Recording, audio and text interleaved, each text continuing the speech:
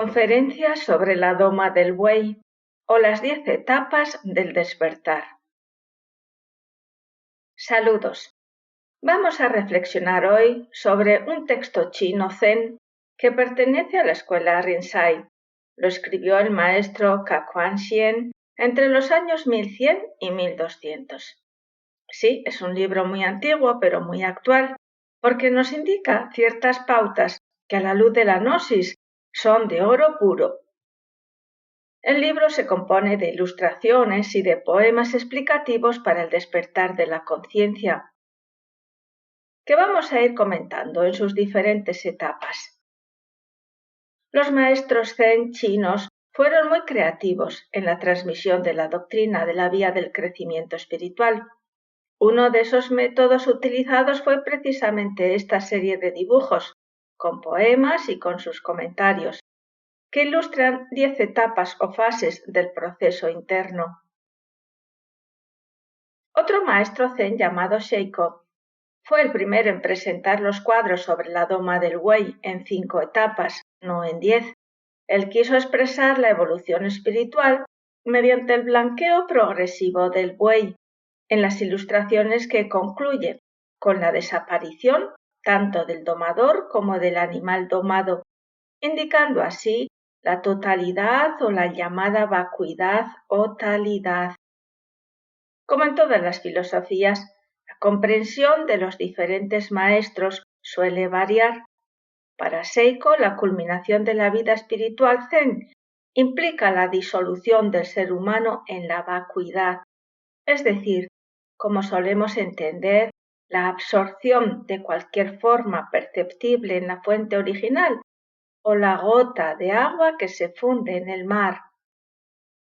Sin embargo, para Kakuan, este concepto es erróneo, considerándolo una experiencia incompleta. Para Kakuan y para la mayoría de los grandes maestros de la tradición zen, la culminación de la vida espiritual no consiste en la disolución de la conciencia y el abandono de la materia, sino en la fusión con el ser. Según el maestro Samael, ni el espíritu ni la materia son indicativos de lo real, pues ambos son duales, son dos caras de la misma moneda. Se entiende así que el vacío no es la meta zen, por lo menos no como vacío opuesto a la forma del espacio y del tiempo, porque está dentro de la dualidad. Y alumbrados por el Sutra de la Gran Sabiduría, se comprende que los fenómenos se transforman en vacuidad y que la vacuidad se transforma en el fenómeno. En el Zen se vive la trascendencia espiritual como algo inmanente o inherente, unido de modo inseparable al ser. Tras la experiencia directa, el hombre realizado vuelve de nuevo a la plaza del mercado, vuelve al espacio y al tiempo. Aquí se funden los dos extremos, materia y espíritu. Dando testimonio instruye con la conciencia despierta, porque ha nacido un Buda. El maestro zen Hitoku conoció el trabajo de Sheiko y decidió añadir una etapa más, al que correspondería a la trascendencia o a la superación del vacío. Para Hitoku, esta sexta etapa representaría la trascendencia de lo trascendente. Así dice el maestro Samael, la perfección es infinita y ni los dioses saben lo que hay más allá del vacío iluminador. Más allá de las 7 dimensiones existe el vacío iluminador, porque el vacío iluminador en sí mismo es el santo o activo Okidanok, omnipresente, omnipenetrante, omnisciente, que emana desde el sagrado sol absoluto. El poema de Hitoku es muy bello y dice así: incluso más allá del último límite se extiende un camino, a través del cual se regresa a los 6 reinos de la existencia. Cada tarea ordinaria es la vía del Buda. Vaya donde vaya, siempre se encuentra en casa. como un diamante al que el lodo no puede manchar, como el oro puro que brilla en el horno mismo, a lo largo de interminables caminos de nacimientos y de muertes, camina con confianza hacia sí mismo. Sean cual sean las circunstancias, sus movimientos son libres y desapegados. Así incurrimos en el primer paso del neófito, que es la búsqueda. Es la inquietud del alma peregrina que añora la morada del ser. Y dice el poema: desamparado y perdido por lugares inhóspitos, comienzas la búsqueda del buey. Las aguas se desbordan, las montañas permanecen lejanas, el sendero parece no tener fin. Desesperado, cansado, ¿hacia dónde ir? Se te hace tarde, y que cantan las cigarras y que callan los arces. Este es un grito del alma, es la búsqueda, pero a la vez es un llamado del ser, porque dice un Koanzen: ¿quién pronuncia el nombre del Buda? ¿Quién percibe el canto sutil de la naturaleza? ¿Quién aspira a la belleza del universo? ¿Quién busca la esencia de lo intangible? ¿No es acaso la misma conciencia anhelante? ¿No es acaso el mismo ser? ¿No es acaso el mismo hijo pródigo que busca el regreso al Padre? He aquí la búsqueda. Lo sabemos y lo sentimos. Es su propio impulso en la búsqueda, el fractal que refleja su origen y su identidad. Porque somos cuerpo, alma y espíritu, que pretende comprender y que pretende trascender al mero existencialismo. Sin embargo, hubo una separación que aún nos duele, que nos purga y que a la vez nos estimula. Los filósofos la llaman la caída pleromática. Hace mucho tiempo, en un tiempo olvidado, nos desligamos de la fuente y vivimos ajenos a ella, entre el miedo y la ignorancia. Pero en la búsqueda, una pequeña luz disipa nuestra oscuridad y nos invita a seguirla. Así dice nuestro gurú. ¿Quiénes somos? ¿De dónde venimos? ¿Hacia dónde vamos? ¿Para qué y por qué vivimos? Ignoramos el secreto de todas nuestras tragedias. Estamos cansados de sufrir. Sentimos ganas de cambiar, de girar la página de nuestra historia. Pero la rueda del samsara es de una repetición constante de comedias y de tragedias. Y lo peor es que continuará fatalmente mientras llevemos en nuestro interior los defectos de la ira, la codicia, la lujuria, la envidia, el orgullo, la pereza o la gula. La sorda e incomprensible llamada pugna con fuerza en el alma. Esto es la búsqueda del buey. Buscamos aquello que nos religue con nuestra alma, porque todas las cosas y las circunstancias que se suceden fuera de nosotros es el escenario del mundo, es el reflejo de lo que interiormente llevamos. El Zen dice que vivir en Naraka o su infierno de la ignorancia es el mundo del dualismo egoico, de la oscuridad y de la ausencia del buey. Hasta que la conciencia reclama su lugar en el primer paso de la búsqueda. La conciencia es la luz, incluso cuando no hay luz del sol. La conciencia es luminosa, ilumina la noche de las tinieblas, de las sensaciones, de las emociones negativas y de los pensamientos subjetivos erróneos, otorgándonos coherencia. La luz promete, la luz invita y diagnostica y entrega su medicina. Dice, lo exterior es el reflejo de lo interior y cuando uno cambia interiormente y tal cambio radical, lo exterior y todas las circunstancias de la vida cambian también inexorablemente. ¿Cómo potenciar, pues, ¿Cómo desarrollar más la luz de la conciencia? Guiados por el espíritu y el ímpetu de la búsqueda, hay que proponerse conocer a la propia mente, cómo funciona, en qué se basa, cuáles son sus resortes, y según el Zen, necesitamos 3 cualidades: la atención, la autoobservación y la concentración. La concentración significa concentrar la luz de la conciencia en un haz intenso y focalizado del momento presente, como lo hace una linterna, para alcanzar la dirección indicada. Esto es Zazen, es la práctica del Shejin. Cómo actúo, la manera en que tomo los alimentos, la manera en que uso mi cuerpo, aquí y ahora, viviendo intensamente. Porque si estamos desconcentrados, nos dispersamos, perdemos fuerza, la luz de la atención se vuelve loca, sigue a los gustos y a los placeres que surgen en la mente, pensamientos, sensaciones, recuerdos o proyectos, y vamos saltando de un lugar a otro sin poder fijar la atención en algo concreto. Así perdemos al buey, desvariados, desfragmentados, nos quedamos en nada. Se extravía el buey y se engorda el agregado psicológico. Los estudiantes del Zen avanzado practican el judo psicológico. Los monjes luchan unos contra otros. Parece como un ejercicio meramente físico, pero no lo es. Cuando ellos están practicando el judo, casi no se dan cuenta del cuerpo físico. Su lucha va a dominar su propia mente.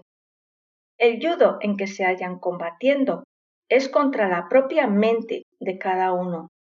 Esa clase de judo psicológico tiene por objeto someter a la mente, tratarla científicamente con el objeto de dominarla.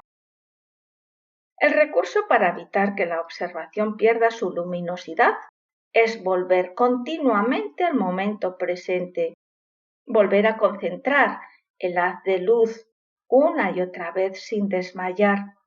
Esa es la virtud del buey, perseverancia y constancia en la práctica. No hay atajos, es el único camino para lograr el éxito. Hay que hacer la palabra dentro de sí mismos, hay que convertirlo en carne, sangre y vida para lograr la transformación radical. Hay que perseverar.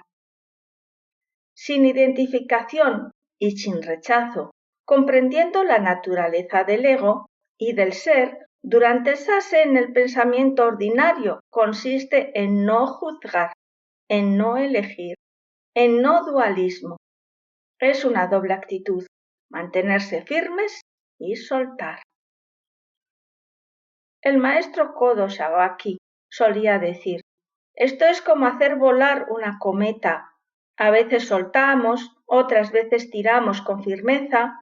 Son 2 actitudes claves, la firmeza y la tolerancia. Esto está reflejado en la experiencia del Buda, cuando vio el equilibrio en las cuerdas del instrumento musical. Si estaban muy tensas, podrían romperse, pero muy flojas no sonaría la música. Llegamos así al segundo paso, que es el presentimiento. Y dice el poema: cerca del arroyo, bajo los árboles, apenas si son visibles las huellas del olvidado. La hierba se espesa, su perfume embriaga. ¿Es este el camino? Mientras tanto, más allá de las colinas, retoza el buey. Levantando el hocico respira al cielo, y nadie puede ocultarlo. En este segundo paso, las guías y las escrituras del maestro despiertan en el buscador un poco de comprensión. Eso es ver las huellas, eso es percibir la presencia en el arroyo de la súplica, en la naturaleza propia, bajo los árboles frondosos de la oración. Sí, así se presiente que todos los elementos del mundo son hechos de un solo compuesto único, y no somos más que un reflejo de la totalidad. Cuando se presiente esto, te guías por la llamada íntima, aceptas ávidamente las enseñanzas del gurú para dirigir la atención hacia nuestra propia conciencia. Así comenzamos a intuir las huellas del olvidado. Ese es el que espera en nuestro corazón. Ese es el que con infinito amor vela en silencio por nuestro regreso. Su ternura nos anima para ir entrando en el laberinto de nuestra mente, penetrando por un camino de hierbas y de matorrales silvestres que como cardos anárquicos nacieron sin control por la desidia y por el deseo. Así nació nuestro ego. Debemos presentir las íntimas huellas del ser que nos animan, aun viviendo en la oscuridad, incapaces de distinguir lo verdadero de lo falso. Hay que actuar por este presentimiento. El sexto patriarca Huineng decía: Sasen significa ser libre de toda forma exterior, pero poseer orden interior. Qué importantes son estas huellas. El Satipatthana Sutra dice que una de las 4 fuentes del poder de la atención es la capacidad de ordenar y de dominar. Caos es desorden, cosmos es orden. Hay que tomar conciencia del proceso mental para crear el hombre cósmico, el hombre ordenado. Pero el orden lo produce siempre el ser. El Zen dice: debéis desarrollar la atención hasta tal punto que podáis percibir las estelas dejadas por los pájaros cuando atraviesan el cielo volando. El segundo grado o fuente del poder es la capacidad de transformar sin usar métodos coactivos, o sea, mediante la comprensión. El tercer grado o fuente del poder es retener y ralentizar la percepción. Y el cuarto grado o fuente de poder es la capacidad de generar la visión ecuánime. Todos los poderes consisten en grados y grados de penetración en la comprensión. Un sutra dice: en el océano existe la puerta del dragón. Aparentemente ningún signo indica su presencia. Las aguas de este lugar son del mismo color que el resto del océano, y sin embargo, cuando los peces atraviesan la puerta, se convierten en dragones. Entendemos desde la gnosis que la única manera de que el pez se convierta en dragón es por la naturaleza del fuego. Fuego y agua en el océano es una llamada a la alquimia. Por la fortaleza del presentimiento y por el ímpetu del ser, el pez se convierte en dragón. No busques otro universo mejor. Tus condicionamientos son justamente los necesarios para proveerte del éxito. Aunque te encuentres en la gruta oscura del ego, confía siempre en tu presentimiento. Cuando destruyamos al ego, hallaremos a la perla más brillante, a la piedra filosofal. Así se convierte el pez en dragón. Veamos ahora el tercer paso, que es el descubrimiento. Y dice el poema: de la rama más alta desciende el canto del ruiseñor. Sol cálido, brisa fresca, cerca de las aguas. Los sauces son verdes, el buey aparece por fin. No tiene sitio donde esconderse. Su cabeza enorme, sus cuernos majestuosos. ¿Qué pintor podría representarlos? En esta fase la atención y la autoobservación se hacen continuas. Los sentidos se armonizan. Percibes el origen de las cosas, descubres y redescubres lo que sientes en cada uno de tus actos. Tratas de que tu mirada sea pura y continúas ahondando en tu interior. Dirígete de manera justa, de manera equilibrada y sensata, y sólo así descubrirás que tú y el Padre sois uno. Así se percibe el origen único de todo lo existente, donde todo se concierta. A fuerza de concentración, a fuerza de estar al acecho, de inspiración tras inspiración, de paso tras paso, sazen tras sazen, instante tras instante, la verdadera naturaleza de la mente aparece poco a poco en el trabajo sobre sí mismo. No tiene dónde esconderse el buey.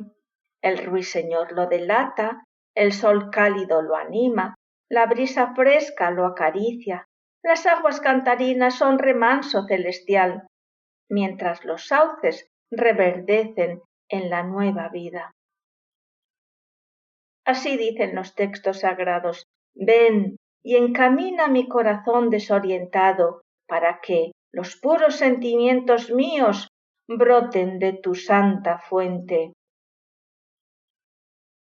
El buey o la mente están ahora y aquí presentes. Lo hemos sentido, lo hemos presentido, y en esta confianza descubrimos su presencia. La experiencia directa es un gran descubrimiento que no se ajusta a ninguna definición. He aquí que el buey me está mirando, he aquí que yo soy el buey. La pureza de la mirada consiste en dirigirla de manera justa. ¿Cómo debemos mirar al mundo? Dominamos al ego, controlamos los sentidos, educando la vista, el oído, el olfato, el gusto y el tacto. Porque la mente sensual, racional, no puede aportar datos sobre lo real. Solo la meditación profunda puede llevarnos a la experiencia de la verdad. Si durante el zazen la mirada se posa sin fijarse en nada concreto, se produce un desapego de las formas y uno comienza a ver globalmente, uno comienza a descubrir el conjunto más allá de la forma. Esta es la tierra del Buda. Esta es la tierra pura del Buda. Dejad que los fenómenos aparezcan y desaparezcan como nubes en el cielo de la conciencia. Así llegamos al cuarto paso, que es la captura. Y dice el poema: a fuerza de gran concentración has descubierto por último al buey. Pero qué salvaje es. ¿Quién puede realmente capturarlo? A veces asciende hasta las cimas, a veces desciende hasta los precipicios, para perderse después entre la bruma. La perseverancia, la paciencia, la búsqueda en sí dan como resultado a la captura. Dado que las seducciones del mundo exterior nos atraen, es difícil capturar al buey. Él se acuerda de las hierbas verdes y perfumadas. Es difícil domar su naturaleza salvaje. Si quieres que el buey permanezca cerca de ti, no dudes en utilizar el látigo de la autoobservación y la disección. Y también al lazo, que representa a la concentración. Con el látigo obedece, la recriminas. Con el lazo de la autocrítica, haciéndole una rigurosa disección, lo atas. Cada vez debe haber más dominio sobre nuestros procesos psicológicos para que surja la mente interior. Dice el venerable maestro Samael Aumbeor: hay que aprender a dominar la mente propia si es que queremos independizarnos de ella. Durante la meditación debemos platicar con la mente. Toda duda es un obstáculo para la meditación, pero no es rechazando las dudas como vamos a eliminarlas, es haciéndoles la disección para ver qué es lo que esconden de real. Cuando uno elimina una duda mediante el análisis riguroso, cuando le hace la disección, descubre alguna verdad, y de tal verdad deviene algo más profundo, mayor sapiencia, mayor sabiduría. El judo psicológico zen tiene por objeto someter a la mente para dominarla. Por eso iniciamos en la búsqueda. Luego lo alcanzamos en el encuentro. Y lo capturamos y domamos al buey sobre el que vamos montados. El buey que somos, nuestra propia mente. Un buey hay que domar si queremos montar en él. La cólera, el deseo, la ignorancia y la legión del ego son nubes flotando en el cielo de la paz que limitan la expresión y el dominio de la mente. Así perdemos la conciencia del ser cuando nos identificamos con ellos. El maestro Kakuan dice, si quieres que el buey permanezca cerca de ti, no dudes en utilizar el látigo. Para evitar que la mente se disperse en los fenómenos siempre cambiantes usamos el lazo. Esto es lo que el maestro Dogen Zenji llama San Sui. San es montaña y Sui río, y quiere decir inmóvil como una montaña y fluyente como un río. San montaña es la condición del samadhi, de concentración profunda, de silencio interior. Y Sui río es la observación, es vivir en los fenómenos siempre cambiantes, sin identificación. Ambos aspectos conviven indisolublemente aquí y ahora. Así debe ser practicado el zazen durante la vida cotidiana. Látigo y lazo son las claves para capturar al buey. Se necesita dominar a la mente, se requiere que la mente aprenda a obedecer, se demanda fuerte recriminación para que obedezca. Esto pertenece a la segunda joya del dragón amarillo, que implica la disciplina de la mente dominándola, azotándola y regañándola. Así llegamos al quinto paso, que es la doma propiamente. Y dice el poema, no te separes nunca del látigo ni de la cuerda, porque el buey podría extrañarse por las arenas movedizas. Si lo guardas bien, si lo cuidas bien, se volverá suave y dócil. Una vez ahí, podrás romper todas las cuerdas y no tendrás necesidad de atarlo. Te seguirá tranquilamente por todas partes. Cuando viene un pensamiento, otro le sigue y después otro. Un remolino de ideas sin fin aparece y vuelve a aparecer. Pero todo se transforma en el día del despertar. La verdad se desvela, del error surge la claridad. Los acontecimientos que nos turban, no por lo que son, sino por lo que hacemos con ellos, desaparecen. Coge bien las riendas, para que no se te escape nada. El camino está lleno de arenas movedizas. Zazen es atravesar un terreno peligroso lleno de trampas y de precipicios y abismos, que son nuestras propias actitudes erróneas, surgidas de la ignorancia. Durante la meditación tenemos que contar con muchos factores si queremos llegar a la quietud y al silencio de la mente. Necesitamos estudiar el desorden, porque solamente así podremos establecer el orden. Hay que saber qué es lo que existe en nosotros de atento y qué es lo que hay de inatento. Debemos tener cuidado con no hundirnos en las arenas de las teorías. El maestro de Shimaru decía, debemos hacer zazen con la actitud de un general frente a su ejército. Hay que evitar que el buey se empantane en algún obstáculo. Siempre que entramos en meditación, nuestra mente está dividida en dos partes, la parte que atiende y la otra parte que no atiende. No es en la parte atenta en la que debemos poner la atención, sino precisamente en lo que hay de inatento en nosotros. Por eso el maestro Kakuan dice, si guardas bien al buey, si lo cuidas bien, se te volverá suave y dócil.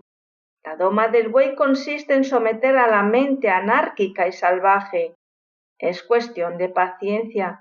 Una vez que el buey esté domado, nos seguirá tranquilamente allá donde estemos sin ningún problema. Hay un relato muy bonito del maestro Isan. Se dice que tenía una vaca y que se habían hecho amigos íntimos. Ni siquiera le hacía falta llevarla a beber al río cogida por la argolla de la nariz. Por las mañanas, cuando salía del sasén, el maestro Isan decía a la vaca: «¿A dónde vamos hoy?».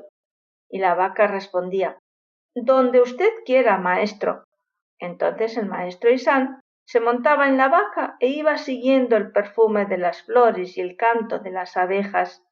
La vaca de Isan no necesitaba ser arrastrada porque Isan la había domado, la había adiestrado y eran completamente libres maestro y vaca. Así llegamos al sexto paso, que es el camino del gran retorno. Y dice el poema: «Ahora vuelves tranquilamente a tu casa montado sobre los lomos del buey, envuelto en brumas. Qué bello es el sonido de tu flauta al atardecer. Cantas tu melodía, llevas el ritmo con el corazón lleno de una alegría desconocida. Hay que decirlo, a partir de ahora vives con los sabios». Este paso lo tenemos representado en la carta número 22 del tarot, que es el regreso justamente. Entonces aquí el combate ha concluido. Ya no necesitas aferrar ni soltar, no tienes miedo.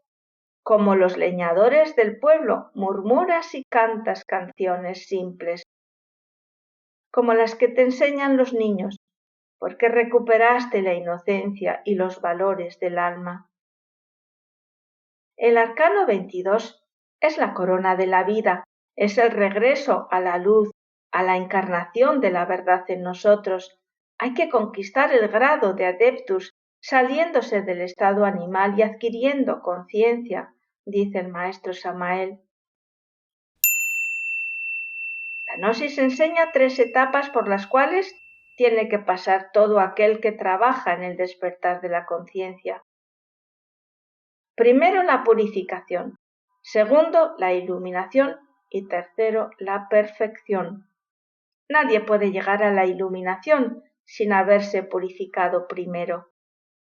Solo quienes han conseguido la purificación, la santidad, pueden entrar a la sala de la iluminación. La meditación debe ser correcta, la mente debe ser exacta. Se necesita del pensamiento lógico y del concepto exacto, a fin de que los sentidos internos se desarrollen absolutamente perfectos. Porque toda incoherencia, toda falta de lógica y de equilibrio obstruyen y dañan el proceso de los chakras o flores de loto del cuerpo astral. El estudiante necesita mucha paciencia, mucha voluntad, tenacidad y fe, absolutamente consciente. Todo ha cambiado. Las contradicciones han desaparecido. Los polos opuestos de tu pensamiento dualista dejan de luchar entre sí. El buey se ha entregado, rendido, ante el mareaje incesante al que lo ha sometido tu observación implacable. Dice el maestro Yoka Daishi: ¿no ves, querido amigo, a este hombre que ha despertado? Ya no intenta luchar contra las ilusiones ni buscar la verdad porque comprende que ambas son igualmente vacuidad. Cuando la mente deja de manipular la percepción del mundo, la verdadera realidad aparece. Como Krishna, el sonido de la flauta se expande por los valles y por las montañas. El verbo mántrico del sonido de la flauta es bello, porque el buey ya está domado y la mente ya está apaciguada. Tu corazón es el corazón del cosmos, es el Verbo encarnado. ¿Cómo pueden seducir las cuentas de colores a los que llevan un diamante precioso en su corazón? A partir de ahora, tú eres la fuente de la alegría sin objeto, tú eres el manantial del gozo, tú eres el filón de oro puro, porque tu propia respiración es la fuente de tu energía vital y tu corazón, ensanchado, colma de amor y de compasión a cualquier objeto. El séptimo paso es solo y sin memoria. Dice el poema: dejándote llevar por el buey, has vuelto por fin a tu morada. El buey desaparece, estás solo, sentado y sereno. Aunque el sol esté en lo alto del cielo, permaneces apacible. Bajo el techo de paja has dispuesto el látigo y la cuerda, que son inútiles desde ahora. Tu propio ser perfecto como célula microcósmica, libre de la mente, del cuerpo y de los afectos, se siente completamente participando del todo, la gran morada original, la mente misma del Buda. Pablo de Tarso dice: hablamos sabiduría entre los perfectos. Hay 3 etapas: aprendices, compañeros y maestros. Solo quienes llegaron a la tercera etapa son perfectos. Solo entre ellos pueden hablar sabiduría divina.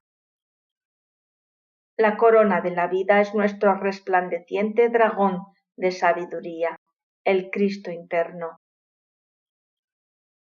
En el séptimo paso, aunque solo y sin ataduras, hay conciencia libre, porque no hay ego.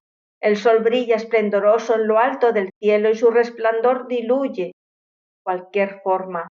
Te fundes con el sol y con su luz, abarcándolo todo. Lo absoluto y lo relativo se han fusionado. El ser no necesita pensar. El ser no necesita razonar. Quien razona siempre es la mente. Y ya está abatida. Solo queda el Tao. Aquellos que luchan por los símbolos ignoran la realidad única. Lo que importa es el oro, no la ganga que lo recubre.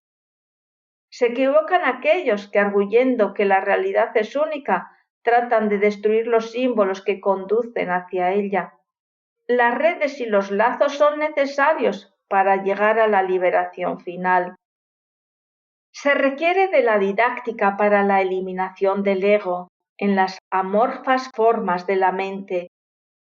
Esas formas mentales que hay que desintegrar para la liberación final. El octavo paso es nada.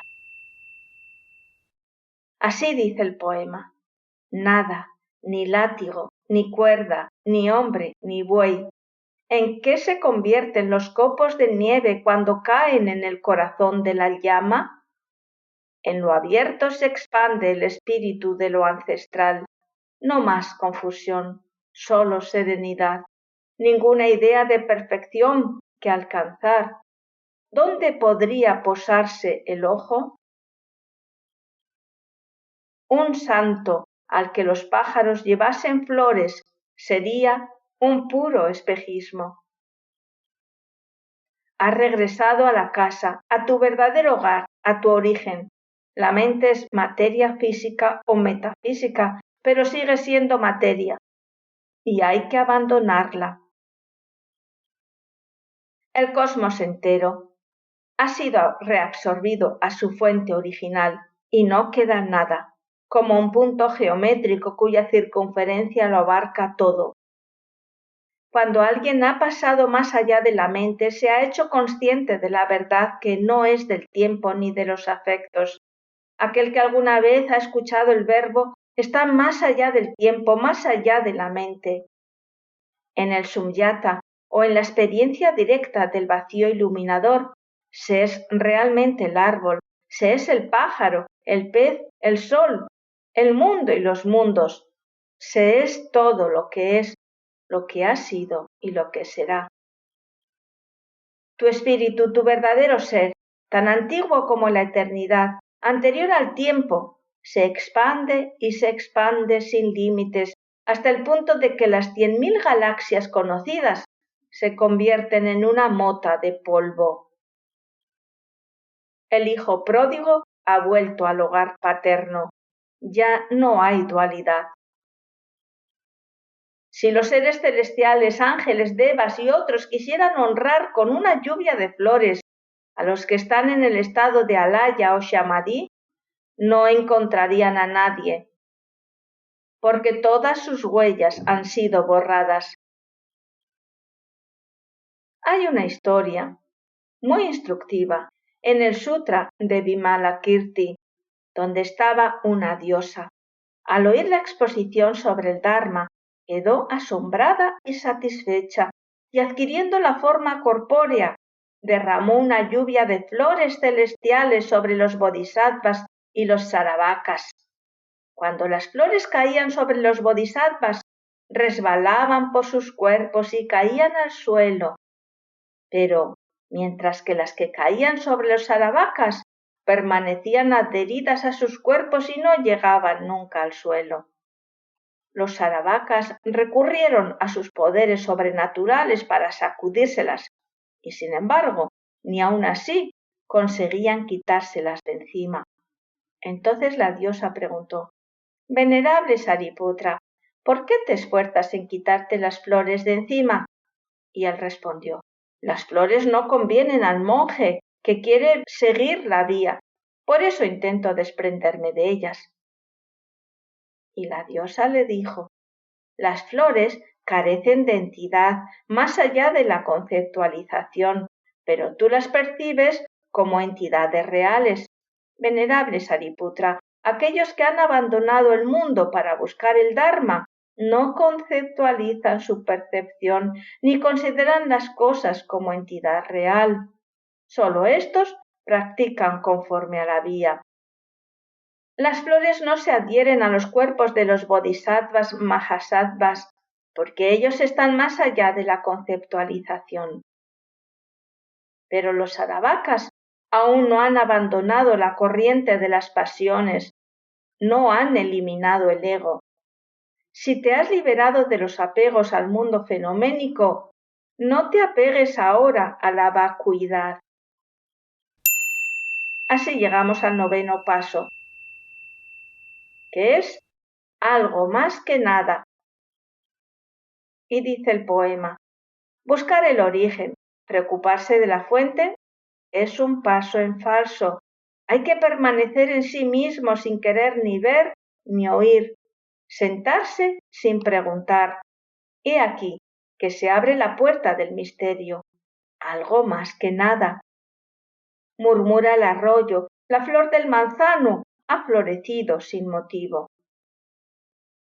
Participar, fundirse y expandirse como un pájaro en el sauce o dentro del río es formar parte del misterio, es volar en el cielo azul y pacer entre las flores sin dañarlas. Ahora se es y no se es, entre el despliegue del cosmos. Contemplar sin espacio y sin tiempo. Todo lo que permanece es sin pensamiento. Azul es la respuesta del cielo, verde es la respuesta de los prados. Si lo vives, es esto. Si no lo vives, esto sigue siendo. Tu vivencia es esto, tu no vivencia también es esto. Si permaneces en los extremos de la nada, de la vacuidad, estás dando un paso en falso. ¿Por qué florece la flor del manzano? Ni los budas ni los sabios de los 3 mundos y de los 5 continentes pueden saberlo. ¿Por qué la vacuidad está vacía de vacuidad? Murmura el agua del arroyo, y su murmullo es la totalidad de la vida y de la muerte, aquí y ahora. Aparece la flor del manzano y el origen, y lo originado florecen juntos. Este es el nirvana viviente sin punto de apoyo, el samadhi de la no toma en consideración. Este es el lugar en que residen los budas y los bodhisattvas realizados de todos los tiempos. El bodhisattva que vive en este samadhi es como una nube, carece de forma fija, a veces es un león, a veces es un cordero, a veces es un santo o a veces es un ser mundano, porque puede adoptar la forma del maestro zen o del jardinero a su voluntad. El 10º y último paso es el retorno a la plaza del mercado.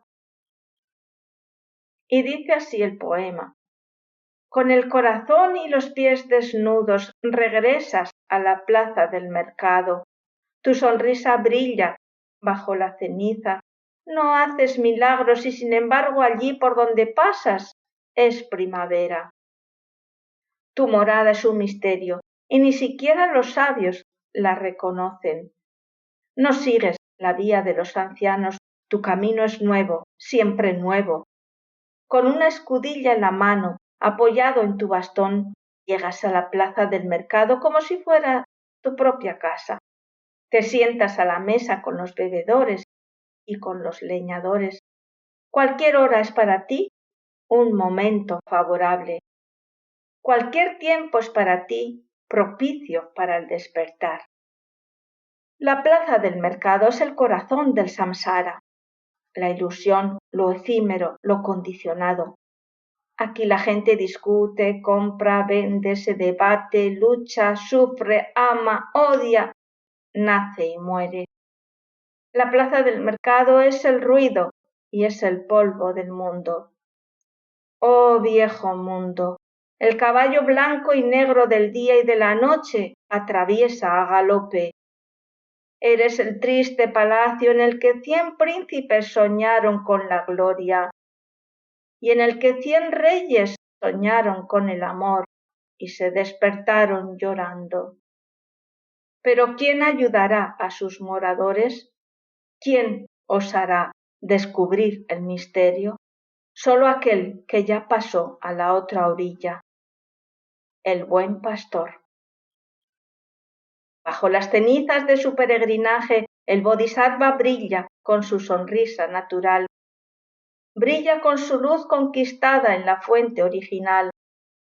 Allí por donde él pasa, una sutil y cálida luz embarga a los corazones, abriéndolos como flores en primavera.